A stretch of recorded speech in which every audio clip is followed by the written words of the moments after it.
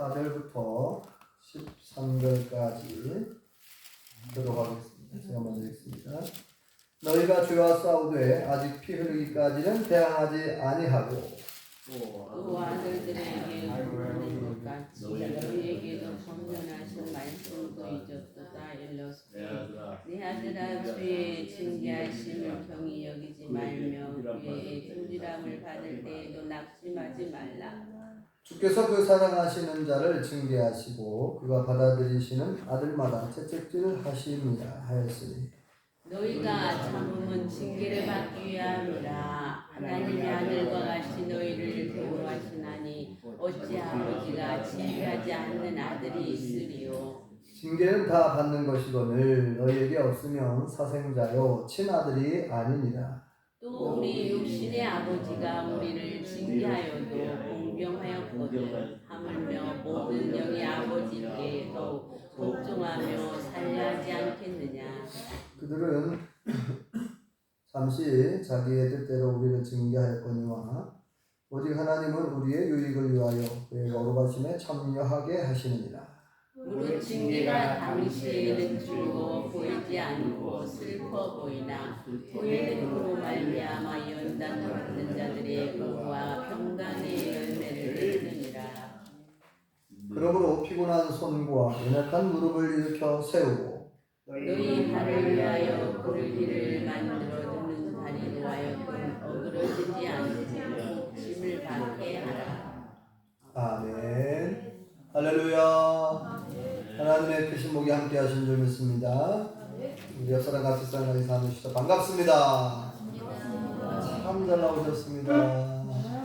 은혜 받읍시다. 네. 지난주네요. 2주 전에 4월 11일 우리나라 국회의원을 새로 뽑는 국회의원 총선거일이었죠. 300명의 새로운 국회의원을 새로 선출하게 되었어요. 이것을 두고 이제 국민들이 정부 여당을 심판했다, 징계했다 이런 표현을 쓰고 있죠. 저는 개인적으로 하나님께서 지금 대통령과 정부 여당이 잘못하고 있으니까 똑바로 잘하라고 징계하신 것이 아닌가 그런 생각을 해보게 되었습니다. 오늘 말씀에 보면은 징계에 관한 말씀이 기록되어 있는데요. 우리 보통 징계 그러면은 조금 안 좋은 생각이 들죠. 징계를 좋아하는 사람이 있을까요?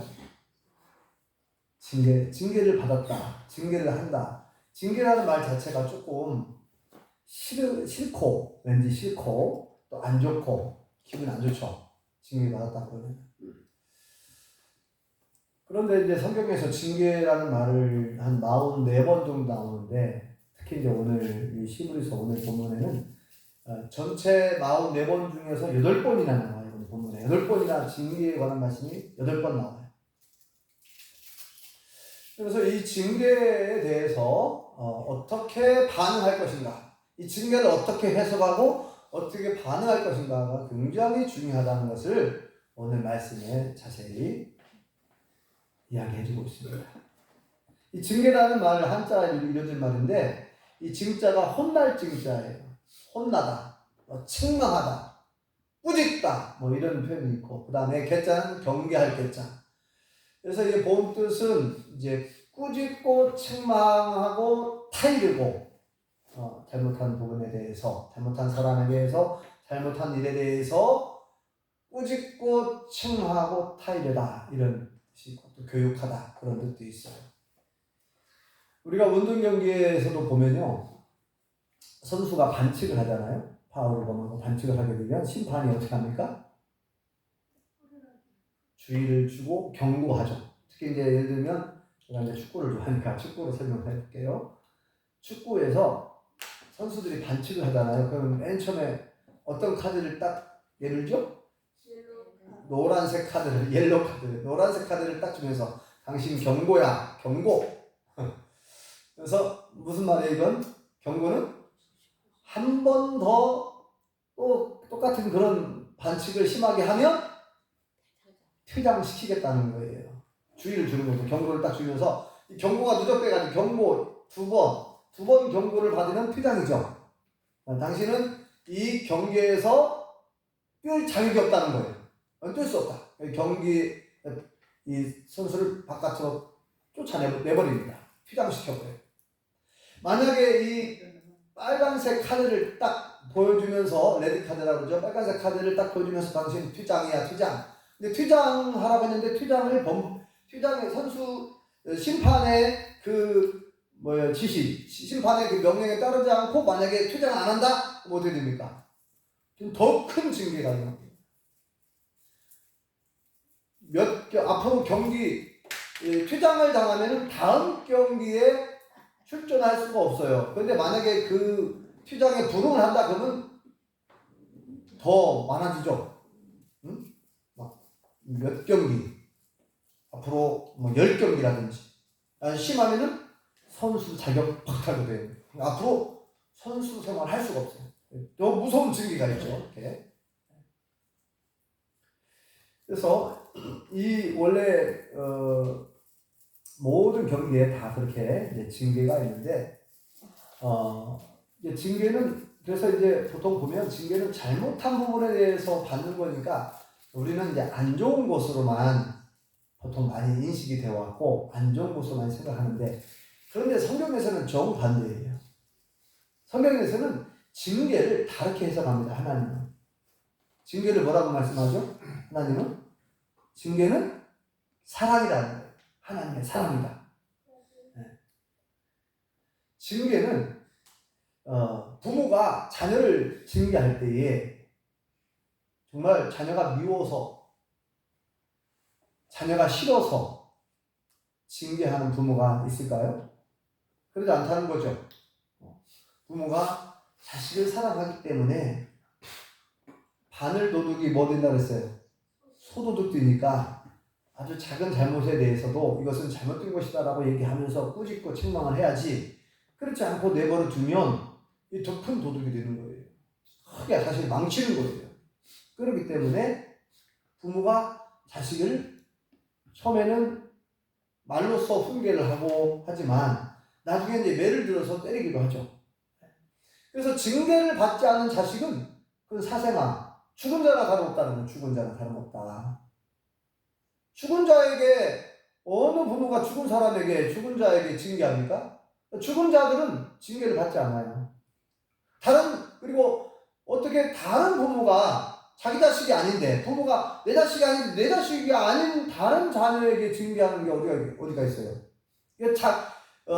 징계를 받지 않는 자식은 죽은 자나 자기 친아들이 아니라는 거예요. 자기 자식이 아니라는 거예요. 오늘 본문에 그렇게 나와 있죠.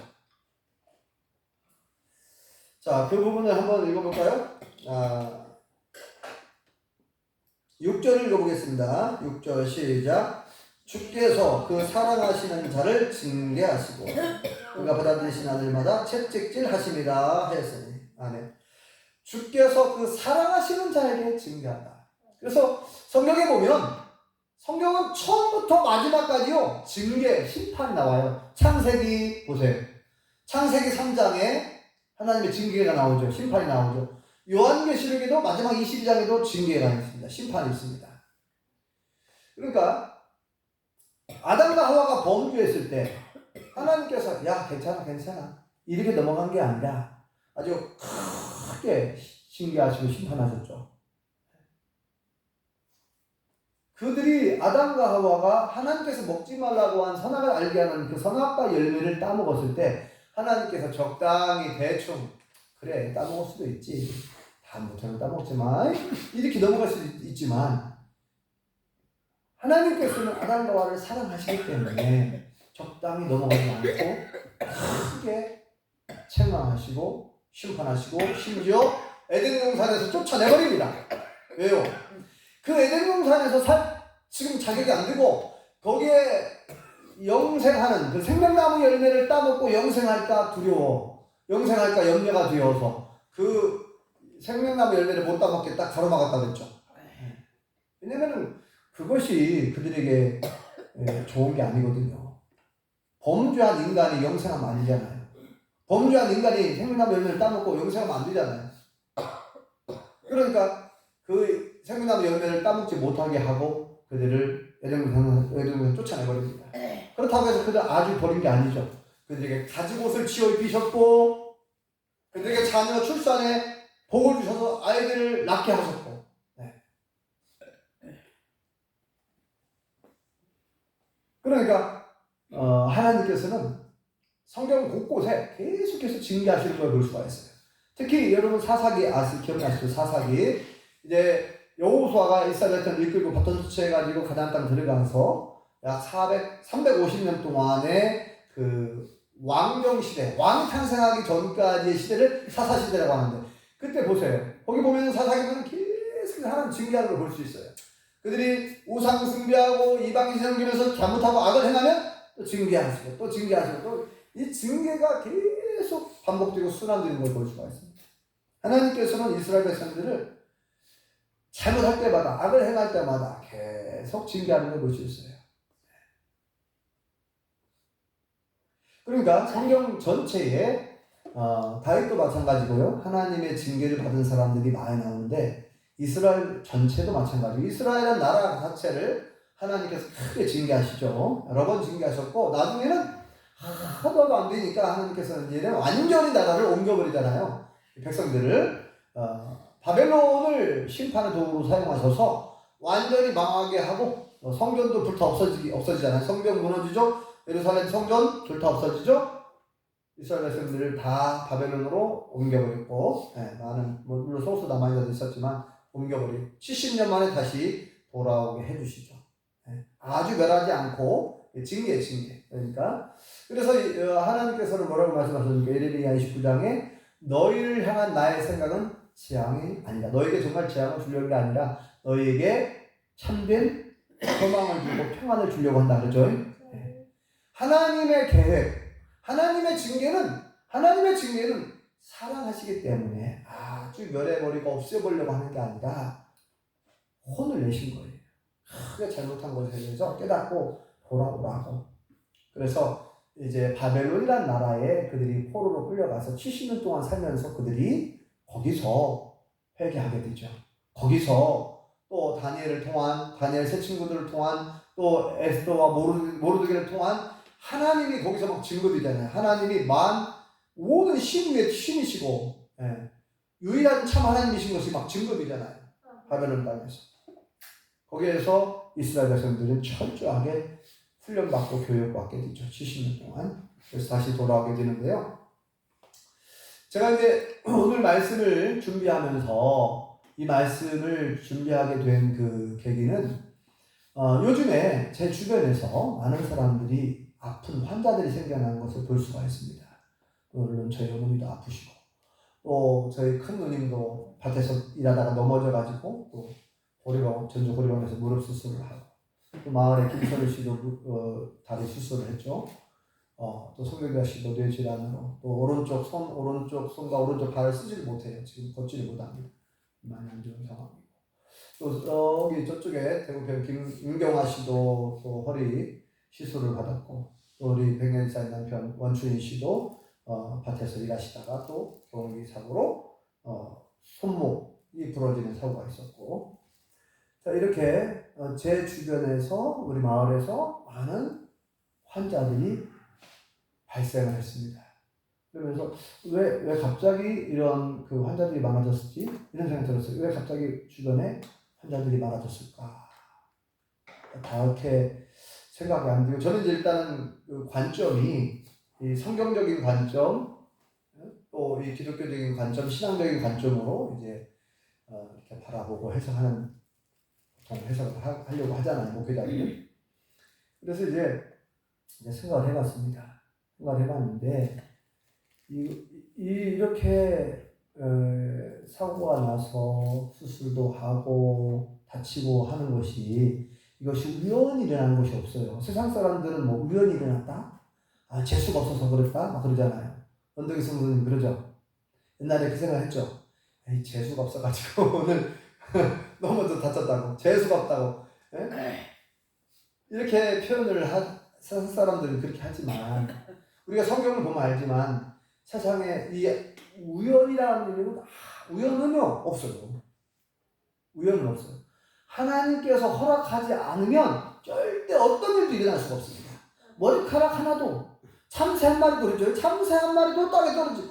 아무리 뭐 포수가 막 총을 쏴가지고 막 공기총으로 옛날에 시골에서 막 우리 이게 새가 많으니까 옛날에 공기총으로 이렇게 동네 형님들 청년들이 막 공기총으로 막 새 잡고 다니는 거 제가 많이 봤는데, 아무리 뛰어난 실력을 가지고 공기총이 이게 그 조그만한 그 부선들이 여러 개 들어 있어가지고 이제 공기총의 그 장점 중에 하나가 그거 아닙니까? 이렇게 분산되면서 총알이 날아가요. 그래가지고 맞을 확률이 높잖아요. 네, 아무튼 그랬던 것 같아요. 엽총은 그냥 그 멧돼지 잡을 때, 네? 또 그때 사용하는 것 같고, 아무튼 이 아무리 뛰어난 포수가 총을 쏴가지고 참새를 잡으려고 해도 하나님이 허락하자는 한 마리도 땅에 떨어지지 않는다는 생각에, 네, 한 마리 아무리 뛰어난 포수가 뛰어난 그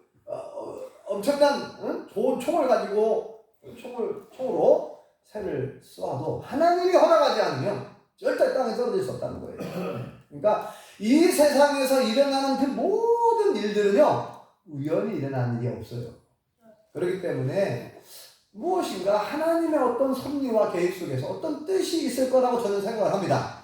자, 그런데 이것을 어떻게 저는 생각을 했냐면은 이것이 하나님의 징계가 아닐까 이런 생각을 해봤어요. 하나님의 징계가 아닐까. 물론 모든 사건이 다 모든 것이 다 징계다 그건 아니에요. 오해하지 마시고 성경에도 보면 모든 것이 다 징계가 아니고, 자 여러분 얘기했지만 욥의 고난, 욥이 잘못해가지고 고난받은 게 아니잖아요. 요셉이 감옥을 가는데 요셉이 잘못해가지고 감옥한 게 아니라 억울한 누명을 쓰고 감옥을 간 거잖아요. 요셉이 하나님의 연단에 의하여 하나님께서 시험을 허락하시고 연단해서 더 크게 쓰시려고 할 때에 주시는 고난도 있고 역경도 있죠. 그러니까 모든 것이 징계다? 그게 그렇게 하면 안 되고,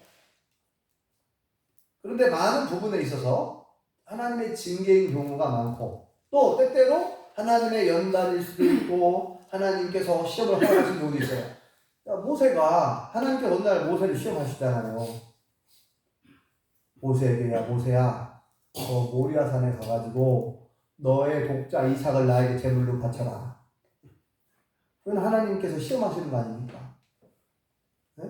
아니 모세가 미워가지고 야 이놈 모세 봐봐, 내가 이삭을 아들로 줬더니 이삭만 사랑하고 나를 사랑하지 않아? 이놈 내가 이삭을 뺏어가야 되겠다. 그게 하나님의 속셈이 아니잖아요. 하나님께서 모세에게 야 독자 이삭을 나에게 제물로 바치라고 한 것이 모세에게 아들 뺏어가려고 그랬어요? 그건 아니죠.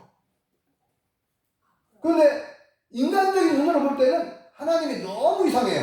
인간적인 세상적인 관점을 볼 때는 아니 100세에 낳은 아들 아닙니까? 100세에 정말 그 귀하고 귀한 하나님이 선물로 주신 아들 아니에요.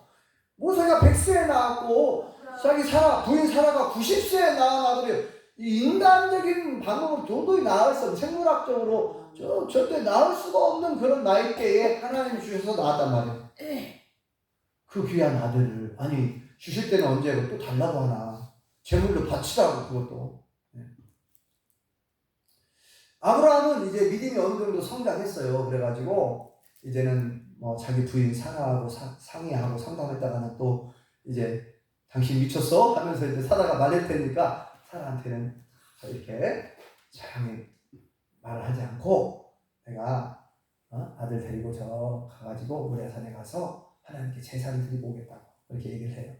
그래가지고 이제 땔감, 그 제물을 불살라 드려야 되니까 땔감을 이제 준비해가지고 아들하고 머슴들하고 데리고 가잖아요. 가다가 이제 모리아산 중턱에다가 또 머슴들 떨어뜨려 놓고, 왜냐면은 머슴이 또 이제 위에 꼭대기 올라가서 아들 막 꽁꽁 묶어가고 제물로 바치겠다 그러면 머슴들이 깜짝 놀랄 거 아닙니까? 우리 주인께서 노망 들렸다고 막, 그것을 못하게 할 거 아니에요. 그러니까 이제 아브라함은 철저히 계산하에 머슴들은 너희들 여기 기다리고 있어. 이제 아들만 데리고 가서 이제 아들을 꽁꽁 밧줄로 묶어가지고 이 땔감에다 올려놓고 이제 칼을 들어서 죽이려고 하는데 하나님께서 천사를 통해서 멈춰라 하잖아요. 네, 멈춰라. 그래서 하나님 뭐라고 말씀하셨어요? 네가 나를 얼마나 사랑하는지, 네가 독자 이삭보다 나를 더 사랑하는 줄 내가 이제 알았다. 예. 한마디 말해서 뭐예요?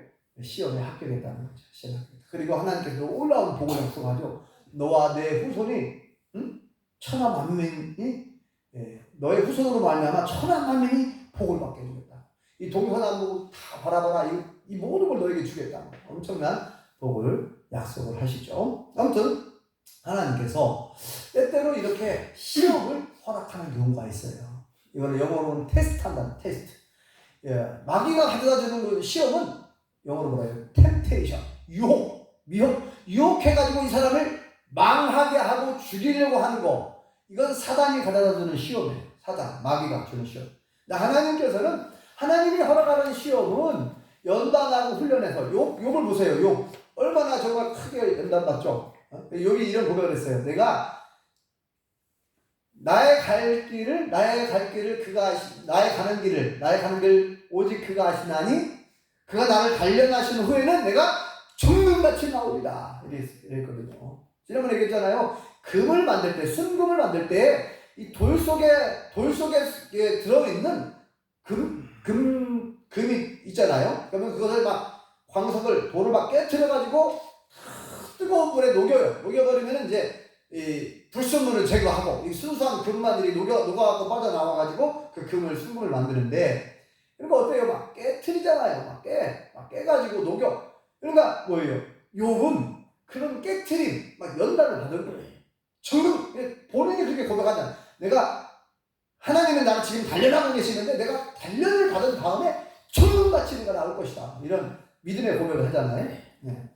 자, 그렇게 이제 연단하시는 경우도 있어요. 네, 그러니까 모든 걸 다 징계다 이렇게 하면 안 되고 오해하지 마시기 바랍니다. 그런데 징계가 왔을 때 하나님의 징계가 내가 생각해보니까 이거 하나님의 징계인 것 같아.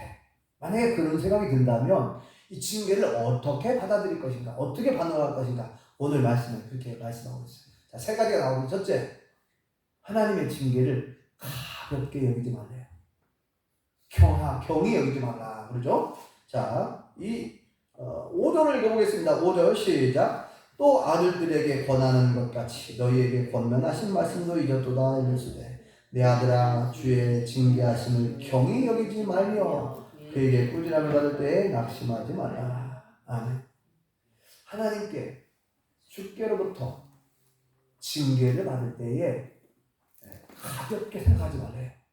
경히 여기지 말라. 이 가벼울 경자잖아요. 경히 여기지 말라. 가볍게 생각하지 말라. 하나님의 징계를 가볍게. 아니, 부모가 자식을 때릴 때에도 부모가 자식을 혼을 내는데 이것을 우습게 여기고, 오늘은 10대를 5대를 맞았는데 별로 참을 만하네? 그러면서 부모님이 말씀하셨는데 이거 별로 안 아프다 이거죠. 다음에 또 내가 잘못해도 이 정도야 내가 뭐 참을 수 있으니까 또 다음에 또 내가 부모님 말씀을 어기고 또 잘못해도 되겠구만, 이렇게 생각하면 안 된다는 거예요. 가볍게 생각하면 하나님의 징계를, 부모의 징계를 가볍게 여기지 말라. 가볍게. 우리가 성경에 보면 알지만 하나님의 징계를 가볍게 여기고 또다시 범죄했을 때 얼마나 더 큰 징계가 있고 얼마나 많은 사람들이 희생하고 얼마나 많은 사람들이 죽습니까? 여러분, 여기 성경 전체를 보면 하나님께서 징계하시는데 그 징계를 잊어버리고, 하나님의 징계하셨던 그 징계, 그리고 하나님이 징계했을 때 하나님 잘못했어요? 자기들이 뉘우치고 회개한 걸 잊어버리고 또 가볍게 여기고, 하나님의 징계가 얼마나 이것이 우리가 크게 잘못한 것이다 해가지고 그들이 뭐예요? 다시는 이 우상을 숭배하지 않고 다시는 이 방식을 섬기지 않아야겠다라고 철저하게 교육하고 훈련하고 해서 절대로 그런 우상 숭배에 빠지지 않도록 해야 되고, 왕이나 지도자들이 그걸 해야 되고 가르쳐야 되고, 또 부모가 자식들을 가르쳐야 되고, 그런 그 우상 숭배의 문화에 젖지 않도록 그렇게 철저하게 해야 된단 말이죠. 만약에 그렇게 하지 않고 만약에 하나님의 징계를 가볍게 여기고 했을 때는 더 큰 징계, 더 무서운 형벌을 받았다는 것을 알 수가 있습니다. 보통 이제 그래서 이 징계를 하나님의 징계를 우습게 여기고 가볍게 여기는 사람들 나중에 더 무섭게 더 혼나는 경우들이 있더라고요. 그러니까 대개 보면 똑같은 건 아니지만 대개 이제 처음에 하나님이 우리의 잘못했을 때 우리를 징계할 때 대개 보면 이건 정답은 아니지만 이런 순서를 보면은 첫 번째는 경제적 손실, 경제적으로 피해가 와요. 보통은. 제가 얘기했어요. 정답은 아니라고. 근데 보통은 그렇다는 거예요. 보편적으로 보면 물질적으로 손해가 생겨요. 물질로. 그렇게 깨닫게 하는 건데 물질적으로 손해가 생겼는데도 깨닫지 못하고 여전히 계속해서 잘못을 하잖아요. 그러면 이제 건강상에 또 문제가 생깁니다. 보통의 경우. 건강에 문제가 생겨요. 더 큰 거죠. 물질적으로 손해보고 물질적으로 피해를 본 것보다 이 몸이 아프면 이건 더 큰 징계예요. 이것은. 어떻게 보면. 그런데 이 몸이 이제 아팠어요. 암이 생겼다든지, 어떤 질환이 생겼다든지. 그럼에도 불구하고 그때도 빨리 회개하고 돌아오면 큰 감사한 일인데 그때 돌아오지 않으면 이제는 생명을 앗아가더라고요. 목숨을 앗아가요. 뭐 꼭 그런 건 아니지만 이제 저희 부산 매형 둘째 누님 부산 매형이 약 15년 전에 사망했어요. 사망. 죽음을 맞이했어요. 일찍. 제가 만날 때마다 전도하고 부산은 이제 불교가 조금 많잖아요. 그러니까 매형한테 그랬어요. 만날 때마다 석가모니는 신이 아닙니다. 예수님을 믿고 영접해야 죄사함 받고 구원받고 천국 가지 석가모니 믿어가지고는 부처 믿어가지고 천국 절대 못 간다고. 그러니까 빨리 돌이키라고 여러 얘기했거든요. 근데 뭐라고 하냐면은 자기 어머니가 절에 가서 빌어가지고 공들여갖고 자기가 태어났다는 거예요. 애기가 아들을 근데 이제 자기 남동생도 있거든요. 네. 그런 식으로 얘기하는 거예요. 그리고 이제 이름을 명패라고 하는가요? 유패라고 하는가요? 저 거기다가 이제 절에다가 이제 갖다 놓고 그랬다고 안 된다는 식으로 막 그러더라고요. 네. 그리고 이제 이게 회사를 다니다가 이제 저희 누님하고 분식점을 차렸어요. 분식점. 저희 누님이 솜씨가 좀 있어서 그런가. 아무튼 분식점을 차렸는데 분식점이 잘 되는 거예요. 하고 막 오토바이 타고 막 배달을 막 갑니다. 바쁘게 막 배달을 가요. 그런데 이제 골목길에서 이 배달 사고가 난 거죠. 오토바이하고 자동차하고 충돌해 버렸어요. 그래가지고 이제 뇌를 다친 거예요. 머리를. 근데 병원에 입원을 했는데 살아날 가망이 없는 거예요. 그래서 며칠 한 몇 주 이렇게 입원했다가 결국은 세상을 떠났습니다. 네. 저는 이제 가족들이 들으면 기분 나쁘겠지만 저는 이제 신앙적인 관점에서 봤을 때 이런 생각이 들더라고요. 아니 하나님 좀 머리 다치지 말고 좀 다리 하나만 부러지게 하시지 어떻게 그냥 그렇게 빨리 데려가셨나 이런 좀 서운한 마음도 있더라고요. 아니 다리 하나 부러뜨려가지고 좀 정신을 차리고 그렇게 해서 좀 하시지. 왜 바로 죽게 하셔가지고 돌아올 기회를 안 주시고 그런 좀 서운한 마음도 있더라고요. 근데 이건 이제 제 생각이고 하나님께서는 그러니까 동시다발적. 그러니까 하나님께서는 이렇게 보편 순서대로 보면은 첫째 처음에는 경제적 손실을 허락하다가 그래도 못 깨달으면은 건강에 문제가 생기고 그렇지 않으면은 이렇게 목숨을 앗아가시지 순서대로 좀 이렇게 하면 그냥 단번에 그냥 어떻게 보면 데려가신 거 아닙니까? 한 번에 그냥 교통사고로 한 번에 그냥 데려가 버렸어요. 네. 더 이상 전도할 기회도 없고 물론 이제 그 전에 계속 명절 때마다 또 만날 때마다 전화 계속 전도를 했는데 하나님의 어떤 그 깊은 계획과 섭리는 다 알지 못하지만 참 안타까운 일이었고 또 또 한편으로는 저는 이제 그렇게 생각을 하죠. 이것은 하나님의 징계가 아니었을까 그런 생각을 하고, 그런데 중요한 건 우리 누님이 그걸 깨닫지 못한다는 거예요. 깨닫고 인생을 허무하고 아무리 계획을 세우고 사람이 이제 막 분식점을 차려가지고 장사를 잘해갖고 돈을 많이 벌고 자식들을 막 잘 키워야 되겠다 막 그런 꿈, 세상적인 꿈을 가지고 막 했었단 말이죠. 그런데 하나님께서 허락하지 않은 거 아닙니까? 그러게 이제 남편을 잃고 두 아들을 키웠는데, 그리고 나서 뭐 사망보험금 그거 가지고 뭘 해보려고 했지만 계속 실패. 네. 그래서 어렵게 살고 있는데요. 여전히 그 마음이 아직도 돌이키지 않는 거예요. 예수님을 믿고 영접하라고 그렇게 얘기를 해도 아직은 안 돌아오는데, 아무튼 안타깝습니다. 그런데 제가 이제 오늘 다시 말씀드리면, 우리 마을에 이런 분들이, 본인들이, 그 생각을 안 하겠죠. 나는 하나님의 징계를 받아서 이렇게 아픈 것 같아. 이렇게 생각을 안 할 것 같아요. 우리는 이제 기도하지만. 근데 이제 제가 신앙적으로 볼 때, 성경적으로 볼 때 하나님의 징계의 가능성이 매우 높다는 거죠. 중요한 것은 그분들은 그분들의 이제 삶이 있는 것이고, 그분들에게 어떤 깨달음이 있고, 이 아픔의 시간들 속에서 돌아온다면, 회개로 돌아온다면 그들에게 복이 되는 것이고, 중요한 건 우리가 그들을 위해 기도해 주는 거예요. 기도해주고 또 내 자신을 돌아보면서 나는 정말 하나님 앞에서 어떠한 삶을 살아가고 있고, 내가 정말 하나님 앞에 내가 징계를 받고 있는가, 내가 어떤 징계를 혹시 받고 있는가, 아니면 하나님은 나에게 뭘 원하시는가, 내게 허락하신 이 질병을 통해서 하나님은 나에게 뭘 원하실까, 내가 이렇게 몸이 아픈데 하나님은 나에게 이 질병을 통해서 뭔가 어떤 깨달음을 주시려고 하나, 어떻게 나를 연단하시려고 하나, 어떤 뜻이 있을까. 여러분, 하나님은요 우리를 지극히 사랑하시는 분입니다.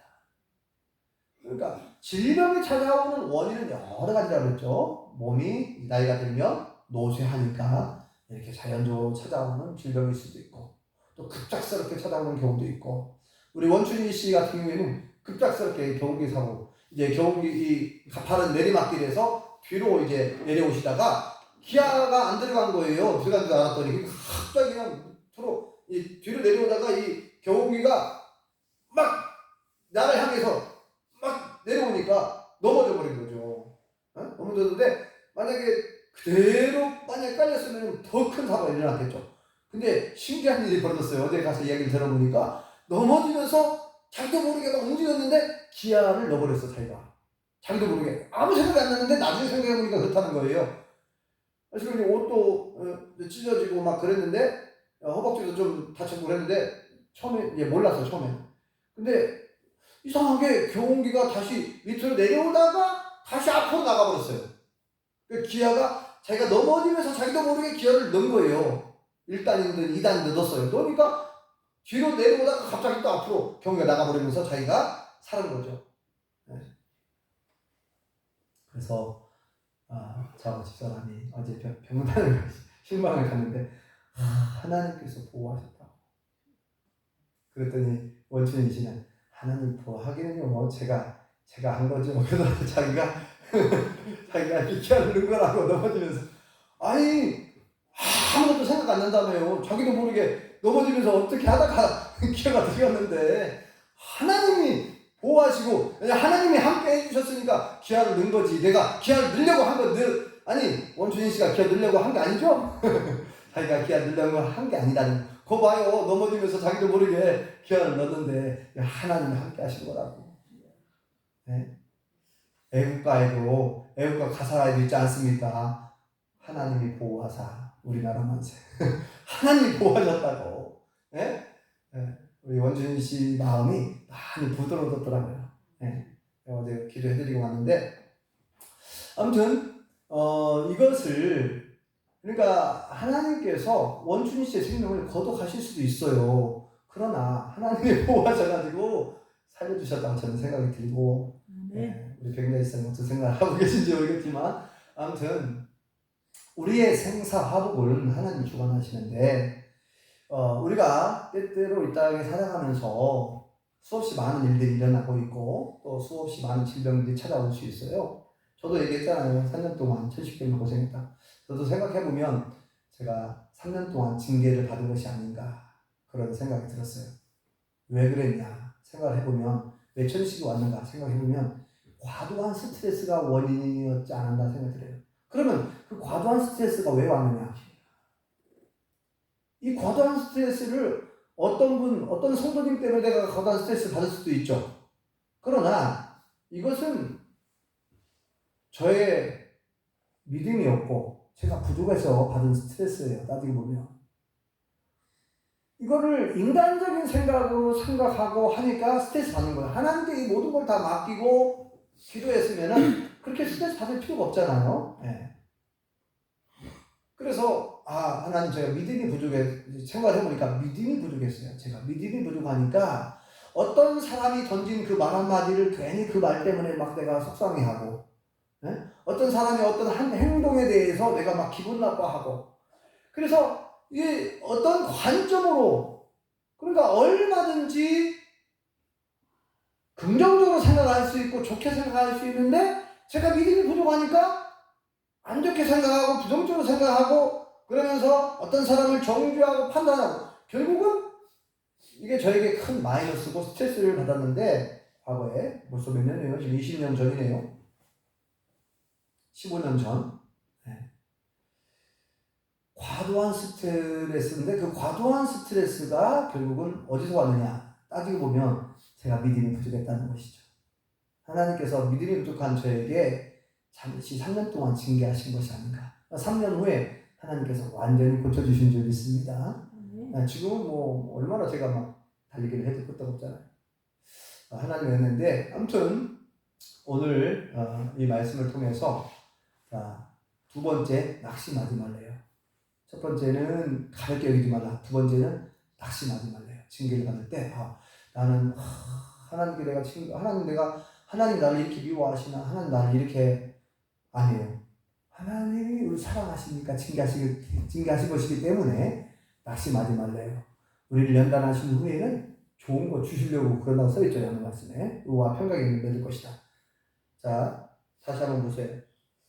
자, 5절을 다시 한번 읽어보겠습니다. 시작. 또 아들들의 권하는 것 같이 너희에게 권면하신 말씀도 이것도다 알렸으되 내 아들아 주의 징계하심을 경히 여기지 말며 그에게 꾸지람 받을 때 낙심하지 말라. 낙심하지 말라 그러죠. 낙심하지 말라. 절망하지 말라. 징계를 받았을 때 낙심하지 말라. 예요.